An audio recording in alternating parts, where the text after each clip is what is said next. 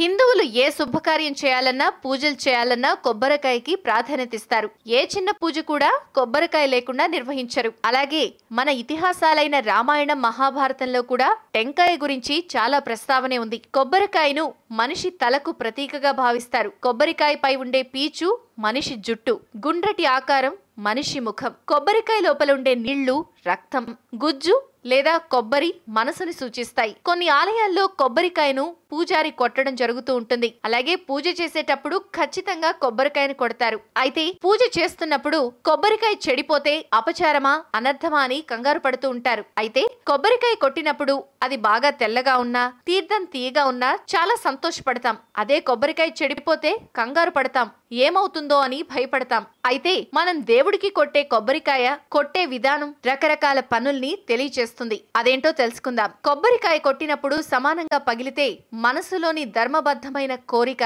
త్వరగా నెరవేరుతుందని అర్థం. ఒకవేళ కొబ్బరికాయలో పువ్వొస్తే, కొత్తగా పెళ్లైన వాళ్ళు కొట్టిన కొబ్బరికాయలో పువ్వొస్తే అది సంతాన యోగాన్ని సూచిస్తుంది. ఒకవేళ మనం కొట్టిన కొబ్బరికాయ నానా రకాలుగా పగిలితే మానసిక పరమైన ఆందోళనతో కొట్టడం వల్ల అలా జరిగిందని తప్ప మరో కారణం ఏదీ కాదని అర్థం చేసుకోవాలి. ఒకవేళ మనం కొట్టిన కొబ్బరికాయ నిలువుగా పగిలితే ఈ విధంగా పగలడం కూడా మంచిదే అంటున్నారు. ఒకవేళ కొబ్బరికాయ నిలువుగా పగిలితే ఆ కుటుంబంలోని కూతురు గాని కోడలు కాని సంతాన యోగాన్ని పొందుతుందని సూచన. ఇక పూజ సమయంలో కొట్టిన కొబ్బరికాయ కుళ్ళితే దానికి కంగారు పడక్కర్లేదు.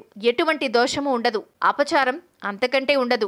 ఆలయంలో కొబ్బరికాయ కుళ్ళిపోతే ఆ కాయను నీటితో శుభ్రం చేసి మళ్లీ దేవుడికి అలంకరణ చేసి చేస్తారు. ఈ ప్రక్రియ దోషం చెడిపోయి కొబ్బరికాయదని భక్తుడిది కాదని సూచిస్తుంది. అదే ఇంట్లో కొట్టినప్పుడు అలా జరిగితే పూజలో ఏదో అపచారం జరిగిందని కంగారు పడతారు. కానీ అలా కంగారు పడాల్సిన అవసరం లేదు. ఎందుకంటే కొబ్బరికాయ చెడిపోయి ఉంటే కుళ్ళిన భాగాన్ని తీసేసి కాళ్ళు చేతులు శుభ్రంగా కడుక్కుని మళ్లీ శుభ్రం చేసి పూజ ప్రారంభించాలి. ఒకవేళ వాహనాలకు కొట్టిన కొబ్బరికాయ కుళ్ళిపోతే దిష్టి పోయిందని అర్థం. కాబట్టి మళ్లీ వాహనాన్ని శుభ్రం చేసి మరొక కొబ్బరికాయ కొడితే సరిపోతుంది. అసలు భగవద్గీతలో చెప్పినట్టుగా భక్తితో అర్పించిన పండు గాని పువ్వు గాని ఆకు గాని దేన్నైనా భగవంతుడు స్వీకరిస్తాడు. భక్తి ముఖ్యం కాని తెచ్చిన వస్తువు కాదు అని అర్థం. ప్రాచీన రహస్యాలు, ఆచార వ్యవహారాలు, శాస్త్రీయ విశ్లేషణల సమాహారం మీ తాళపత్రం.